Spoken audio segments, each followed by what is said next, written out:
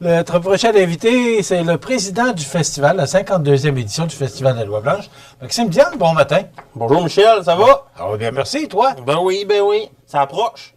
Ça approche encore une fois. La finition, oui, ça va vite un an. Est-ce que c'est vraiment le 52e? Parce qu'on a fait une pause, comme tous les festivals d'ailleurs, Oui. pendant la pandémie de 2 ans. Effectivement. Est-ce que c'est 52 ans ou si on Non, enlève c'est les 52 ans. C'est 52 ans. C'est 52 ans. 52 2 ans. ans de festivité. 1972. Oui, ça a été écrit 71. Oui, c'est ça. Maxime est venu nous voir hier en préparation à l'entrevue. Ça a commencé avec M. André Paradis. Oui, l'abbé Paradis. Non, pas l'abbé. M. André Paradis qui travaillait à Poste Canada dans le temps. Oui. Ça a été le premier président. Oui. Mais après ça, il y avait l'abbé Paradis. La mère à Pierre Cloutier, qui est décédée, ça va faire bientôt 10 ans, 9 ans, 10 ans. Et Pierre, qui était dans ce temps-là petit garçon, c'est ça. On a tous connu Pierre à Montmagny. Qui n'a pas connu Pierre Cloutier? C'est ça. Ça avait été écrit avec ces 3 personnes-là, puis ça se faisait dans la cour de l'Arena, à Montmagny. Ça s'est appelé le Carnaval de Montmagny. Première année. Parce qu'il y avait un carnaval à Montmagny dans le temps, dans les années 60. Moi, je me souviens, j'étais petit. Puis il y avait un monument de glace, là, un château, en avant de l'ancien manoir des Érables. Maintenant, il y a une maison qui est là, mais il y avait un château, là. Écoute, j'étais pas vieux, avec la mascotte qui s'appelait Vol au vent. Pour les gens qui Moi, se souviennent... Moi, je l'ai lu, je l'ai jamais vu, je l'ai vu. Oui, c'est ça. Puis après ça, c'est devenu... c'est ça. Mais là, ce que tu me disais hier, c'est que le Festival de Loi-Blanche a comme pris ce carnaval-là de Montmagny, parce que je me souviens, mon père était gouverneur, Mme Louise Landlois qui était duchesse. Écoute, je me souviens de tout ça. D'ailleurs, il y avait... On n'a pas le même âge. Non, je te l'accorde. La Société d'histoire avait organisé un souper au sol de l'église Saint-Thomas là-dessus, sur le carnaval de Montmagny. Ces écrits-là, on les a tous. C'est pour ça que je peux vous répondre puis je peux vous en parler. Alors, pourquoi je parle de ça? C'est que le festival serait la suite de ce carnaval. C'est ça. Puis en 71, c'est ça. Puis à la suite du carnaval de Montmagny, il a été écrit un festival, et le Festival de Loi-Blanche de Montmagny, qui a débuté en 72, après ça, avec un comité. Le comité, il pouvait varier de tout dépendant du nombre que le président ou le vice-président décidait. Puis, et ainsi de suite. Le mandat du président, c'est 1 an, et le mandat du directeur, c'était 2 ans. Et ainsi de suite. Et ça a progressé. Et c'est encore comme ça? On l'a gardé la même recette. Puis, c'est ça. C'est la norme des choses. Puis, Maxime, c'est ta 10e année comme président. Oui, Qu'est-ce qui t'incite? Parce que là, moi, je veux, plus qu'on parle du festival, on parlera de la programmation parce qu'on va savoir la semaine prochaine.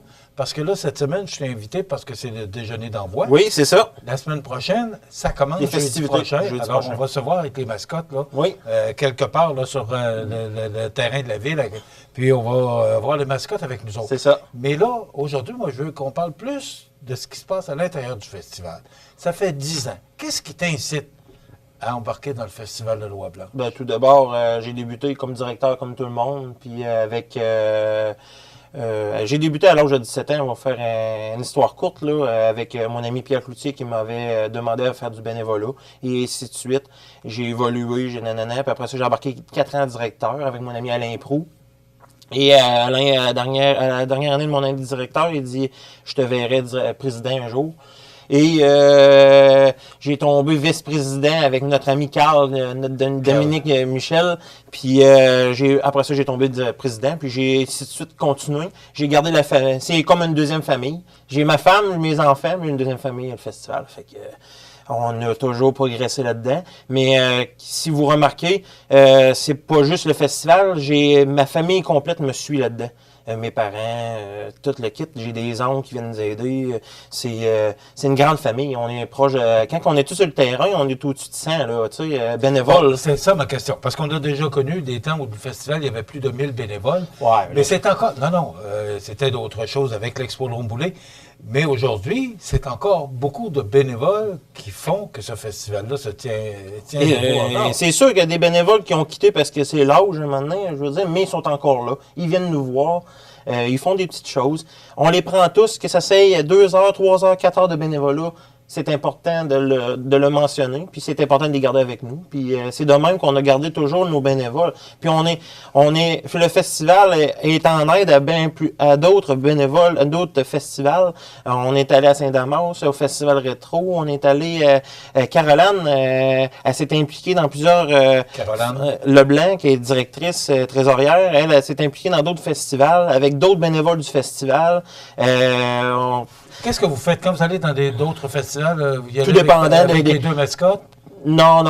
Les mascottes, il faut remettre tu sais, c'est dimanche que ça se passe, mais je veux dire, c'est des bénévoles qui se déplacent. Des fois, ils manquent de bénévoles, ainsi de suite, pour des tâches, et ainsi de suite, sur le terrain pour aider aux festivités. Puis, on est là. Le festival est là. La semaine dernière, justement, la sœur à Pierre Cloutier, Anne. Et un groupe de personnes ont fabriqué des pâtés à l'oie. Pâtés à l'oie, oui, effectivement, avec... 300 pâtés à l'oie? Environ ça. Je n'ai pas le nom exact, comme je disais à Lucette, là, de votre femme, là, c'est ça, environ ça. Puis les pâtés à viande aussi. Puis c'est notre ami Michel Pouliot là, qui gérait tout ça. Michel... là, fait des années, lui aussi. Là, il a été président. Dans la restauration, il connaît au restaurant d'Arrive c'est ça. Puis là, il travaille pour nous à cette heure dans notre commerce. Mais Michel fait des années qu'il pivote aussi le festival. Il a été président, vice-président. Il est présentement cette année. Il a été directeur. Il connaît le festival sur le bout de ses doigts, lui aussi. Là. Fait que, on est bien entourés, les directeurs. Là, bon, moi, je belle équipe. OK. Là, c'est 300 pâtés à l'oie. Est-ce qu'il va en avoir plus que ça? Parce que là, c'est nouveau cette année, c'est que vous allez au marché public vendre vos produits à l'oie. Oui. Je remercie l'approche de Marie-Ève Lamonde puis Mathieu Serrois, justement, pour avoir la possibilité de s'installer au marché public. Parce qu'on est plus au mois d'octobre. Au mois d'octobre, c'est plus tranquille au marché public, mais ils nous ont dit, on aurait une belle possibilité pour vous. Fait que, oui, on a accepté. On a un petit congélateur, frigidaire, tout le kit lavabo. On va vendre des produits à l'oie, saucisses, et tout le kit, là, les pâtés. Quand je parle de produits à l'oie, les pâtés, parce que j'ai vu la fabrication, parce que vous avez des cuisines au sous-sol de l'église Saint-Thomas. Oui. C'est là que vous fabriquez tout ça. Oui. Qu'est-ce que d'autres produits que vous allez offrir aussi? Qu'est-ce qui est en finition de produits à l'oie? Au marché du charcutier, en bas du La Fontaine. Oui. Parce que notre ami Martin, là, le chef cuisinier, nous a aidé justement à compléter avec les bénévoles, compléter avec Michel, tous ces produits-là. Fait que nous, on va avoir le pâté, la saucisse au marché public, qu'on va avoir stock-là. Puis le restant, qu'est-ce qui est finition, produit à l'oie, va être en bas au sol, au charcutier, au La Fontaine. OK. Écoute... Toutes les ventes redonnent un montant au festival, là, parce que, tu sais, on était deux comme nous organismes à participer là-dedans, là. Fait que, c'est quoi? Parce que là, vous avez fabriqué on a fabriqué. Les pâtés La Fontaine est en aide avec le festival. C'est vous autres qui avez fait ça? Oui, les bénévoles, oui, c'est ça. OK. Les ventes sont bonnes pour le festival, c'est ça que je veux dire. On va dire ça de même en bon terme. OK. Donc, ça, c'est de l'argent qui va directement dans la poche du festival. C'est ça. OK. Après ça, qu'est-ce que vous vendez d'autre? Vous allez offrir à la population? Là, on a nos spectacles, nos déjeuners. Non. Mais au marché public? Ah, c'est ça. Le marché public, c'est ça. Ça va être les ventes de produits à l'oie. OK. Mais autre que des... on va avoir quelques petits souvenirs. C'est le temps de vendre tes produits, là. Les gens de Saint-Paphile, en plus, qui nous regardent, là. Non, mais on va avoir quelques petits articles du festival, là, que Anne, là, justement, la sœur à Pierre, va nous sortir, puis que nous, on est au bureau pour appeler, là, depuis... c'est comme on a dit, le 52e là, festival. OK. Mais, en même temps. Ce que je veux savoir, c'est à manger, il y a des produits à l'oie, mais est-ce qu'il va y avoir d'autres produits? Non. OK, ce sont des produits à l'oie. Ouais, c'est ça. C'était ça, ma question. Ah, OK. Voilà. Pas de problème, on se comprend bien. Oui, très bien.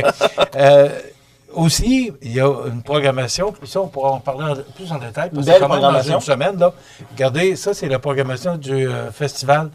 Pour la semaine prochaine, ça commence jeudi prochain.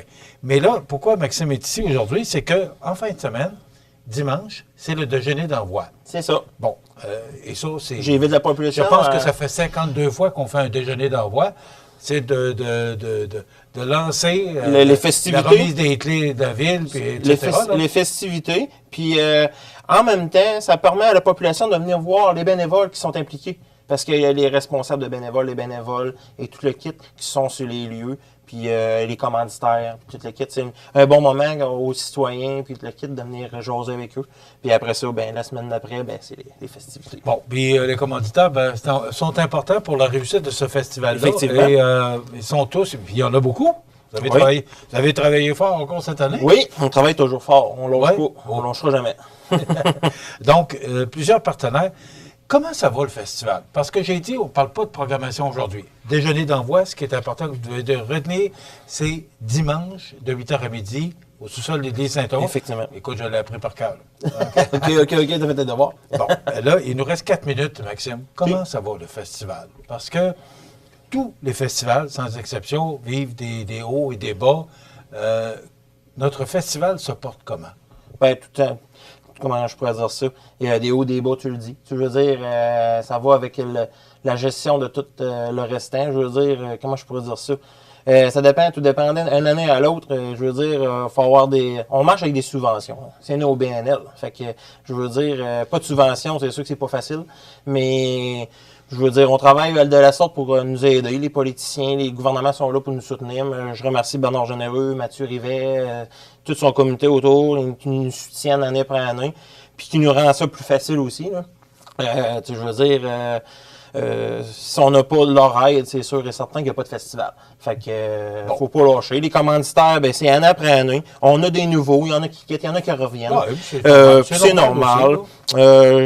Les médias, les CMA TV, les C'est qui, les journaux, si on n'a pas vous autres, c'est sûr que on va à nulle part. C'est la même affaire avec les autres festivals, j'en suis sûr. C'est pas, il n'y a rien de facile, puis même dans l'industrie aussi, c'est pas toujours facile. Fait que, Mais c'est pas là que je voulais t'emmener. Parce que l'année passée, vous avez connu quand même une très belle année. C'était une belle édition.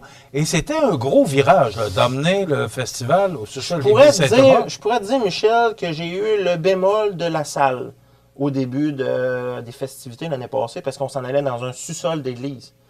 Mais la manière que les bénévoles avaient ménagé, qu'ils avaient décoré, on arrivait dans notre salle, wow!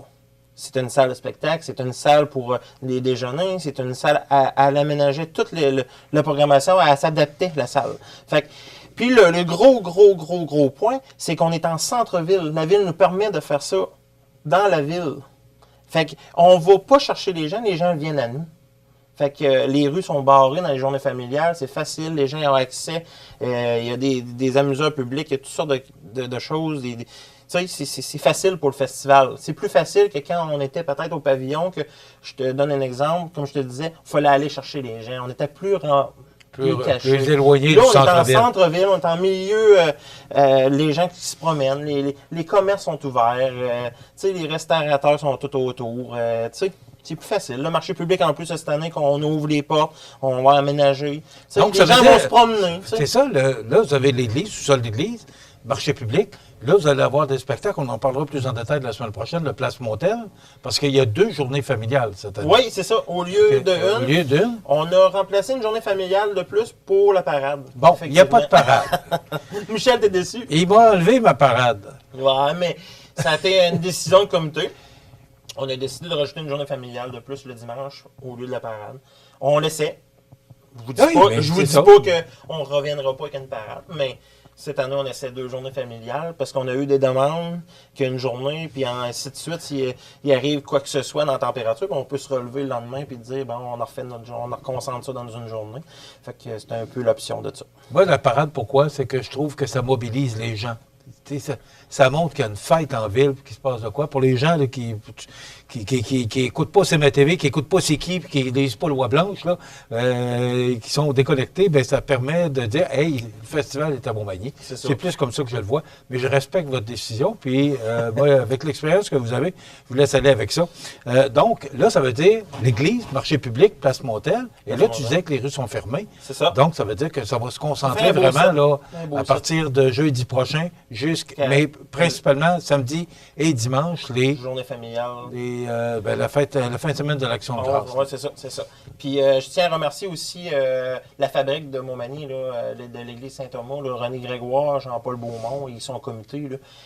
Très accessible, facile. Voir la salle, puis le kit, bravo, puis je leur lève le chapeau. Jean-Paul Beaumont, qui est président de la fabrique Saint-Thomas, et René Grégoire, qui est président de la FADOC, qui fait toute une job depuis qu'elle est à ce poste. Là. Donc, elle nous donne vraiment un bon coup de main. René, c'est comme responsable dans mon dossier aussi. Besoin d'un contact ou quoi que ce soit, elle connaît les salles, c'est facile, fait que je l'appelle, puis on s'arrange. Maxime, on va s'en reparler la semaine prochaine. Là, ce qui est important de retenir, c'est que c'est le déjeuner d'envoi. C'est dimanche le 6 octobre, C'est ça. de 8h à midi, au sous-sol de J'ai l'église aidé la Saint-Thomas. population à venir nous voir, puis à venir jaser avec les bénévoles, puis les responsables de dossiers. Et commanditaires aussi. Et ça part jeudi prochain. Yes! Merci. Merci, ça m'a OK, intéressé. bon festival, mon ami. Merci. Mais on va se revoir avec les mascottes la semaine prochaine. Merci beaucoup. Voilà, Maxime Dionne, président du 52e Festival de Loi Blanche de Montmagny. Je vous incite fortement à y participer.